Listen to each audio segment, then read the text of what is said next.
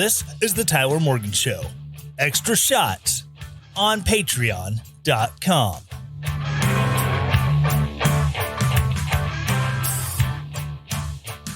That's right. This is the Tyler Morgan Show. Doing a little extra shot here on Patreon. Make a little bonus content for subscribers there. And I just got to say, those of you who are going out of your way to follow me on Patreon and to subscribe, thank you so very much. I am happy to make this content for you. That way, again, it's something extra for you. It is a little incentive to thank people for their patronage.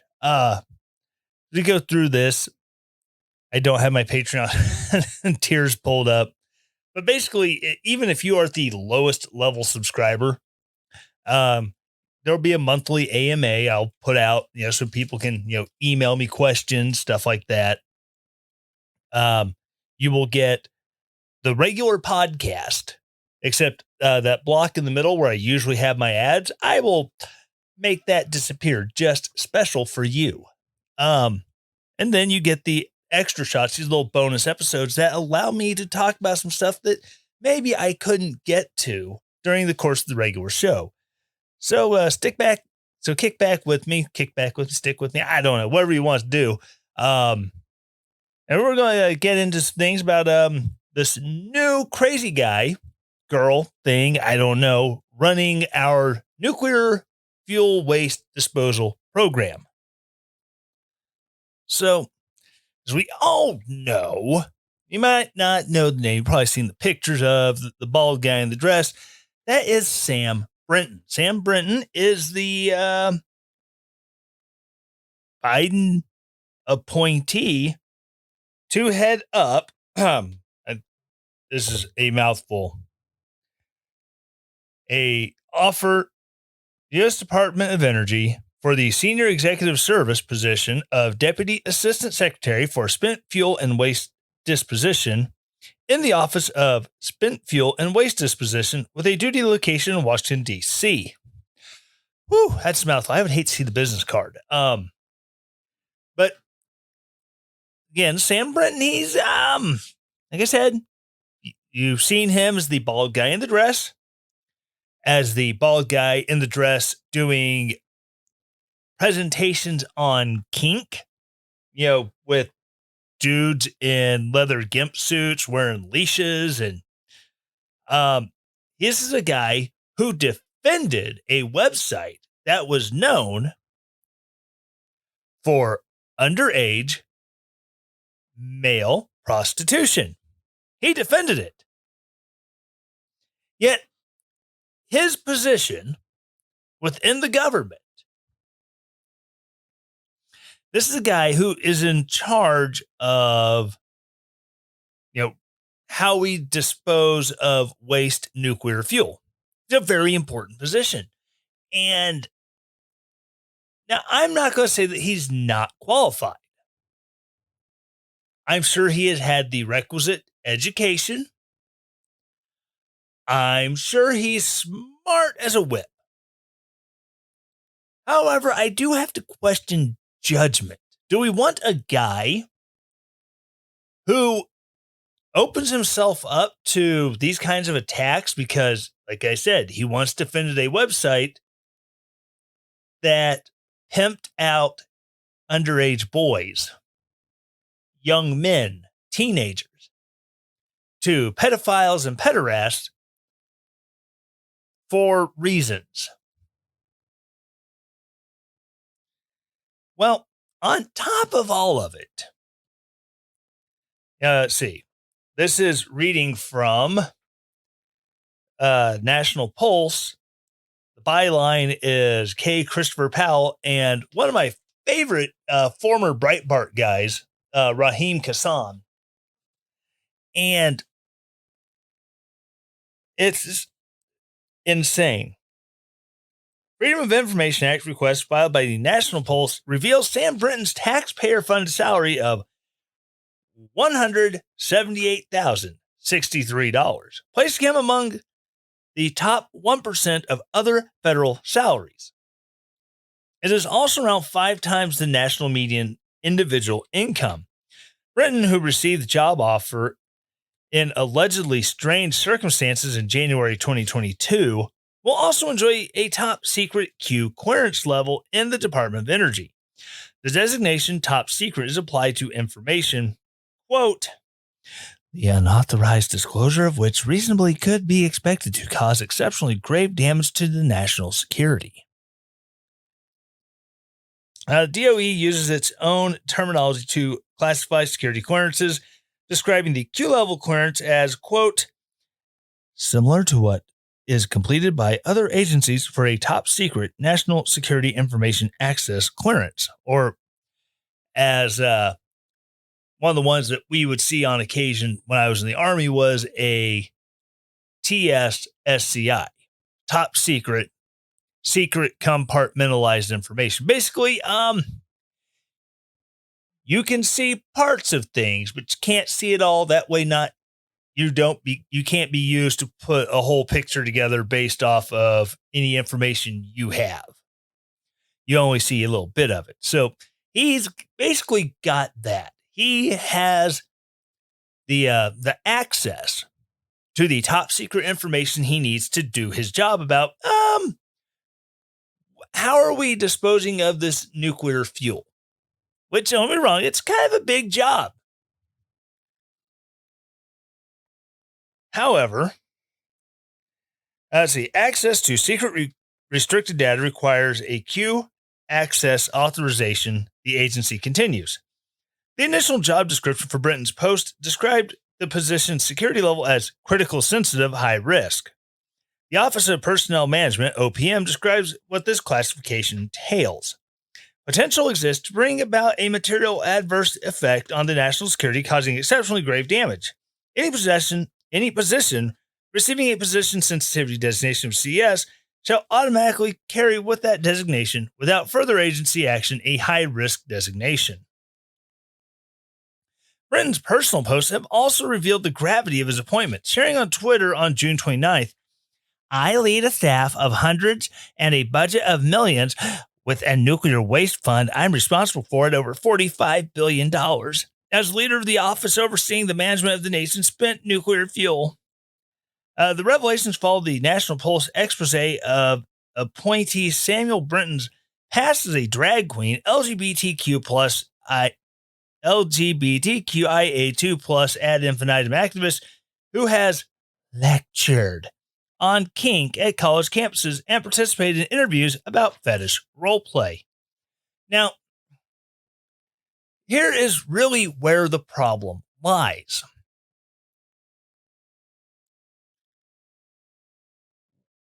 How does his past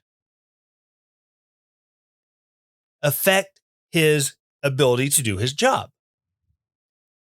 Because maybe it's not anything necessarily that he did that was, unethical or anything like that, or maybe it is.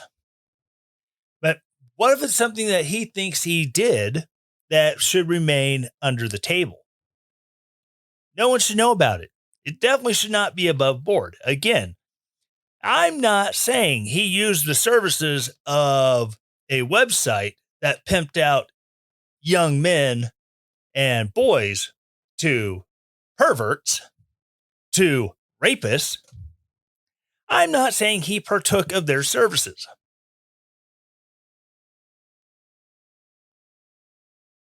But what is there that could potentially be used against him? Now, at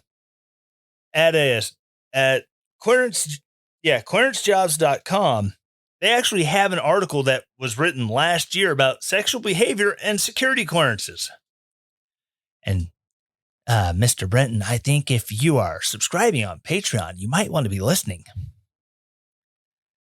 Many people have concerns about how their past sexual indiscretions may negatively affect their security clearance eligibility.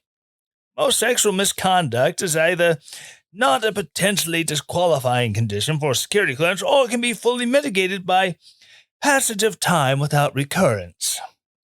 and the absence of any susceptibility to blackmail or coercion. Security clearance appeals of initial denials were down approximately 50% in 2020, but to the 529 cases heard by Defense Office of Hearings and Appeals in 2020, only 6 cited sexual behavior as a security suitability issue. Oh, but yeah. Goes on, and it goes on to say why these sexual behaviors are a security risk. The Guideline D, sexual behavior, of the Adjudicative Guidelines for Determining Eligibility for Access to Classified Information states the concern: sexual behavior that involves a criminal offense, reflects lack of judgment or discretion, or may subject the individual to undue influence or coercion, exploitation, or duress. These issues, together or individually, may raise questions about an individual's reliability, trustworthiness, and ability to protect classified or sensitive information. Sexual behavior includes written skipped a line. Conduct occurring in person or via audio, visual, electronic, or written transmission. No adverse interference concerning the standards in the guidelines may be raised solely on the basis of the sexual orientation of the individual. Okay, so they can't say, okay, because you're gay and you're having sex with men, or you're a lesbian, you're having sex with women, you should be denied, which there are lots of people who are gay and lesbian, bisexual, that they have vanilla sex lives. Nothing crazy. They meet the love of their life, who happens to be of the same sex, and they live happily ever after. No big deal. They don't have dalliances. We'll call it dalliances, where they could be held over them that, hey, we know about this one time, so if you don't get us this information, yeah, we're going to make you go public and we're going to embarrass the crap out of you. Now, in that case, there are conditions that could raise security concerns that may be disqualifying. Sexual behavior of a criminal nature, whether or not the individual has been prosecuted. Basically, if you stand accused of raping somebody or being a, Chester the molester, that can be grounds to not give you a clearance. A pattern of compulsive, self-destructive, or high-risk sexual behavior that the person is unable to stop, or that may be symptomatic of a personality disorder.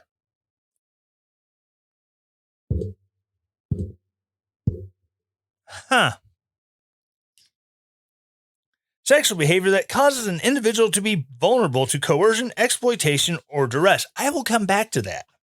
Sexual behavior of a public nature and or that which reflects a lack of discretion or judgment. All right, so I said I wanted to come back to that one. My question is, if you are leading a sexually deviant lifestyle that is completely out in the open, does that make you less of a security risk? Because, I'm on video giving these talks on kink. I have made who I am all over social media. Me and my dresses and my shaved bald head, blah, blah, blah, blah, blah. You see, for that one to be of a major concern, a person would have to know, I don't know, it's a 5-letter word. Shame. Yeah, you would have to know shame. Now, don't get me wrong. I think that there's a lot of issues that fall into many of those other disqualifying characteristics that I think should, prohibit granting a Q clearance to Sam Brinson.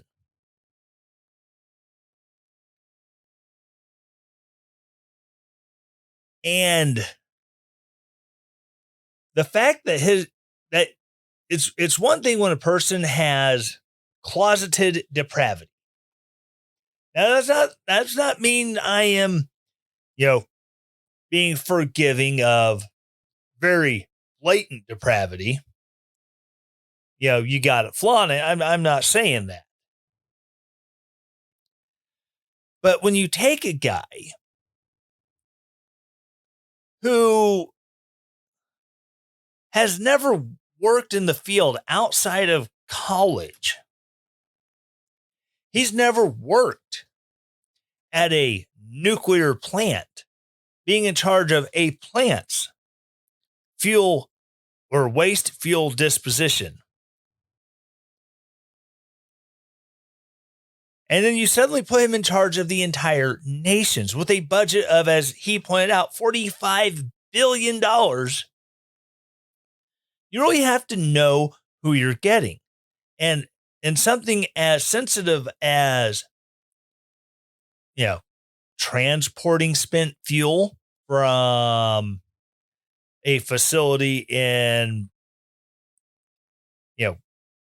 BFE to the salt caves in Nevada or wherever they are to safely secure spent nuclear waste.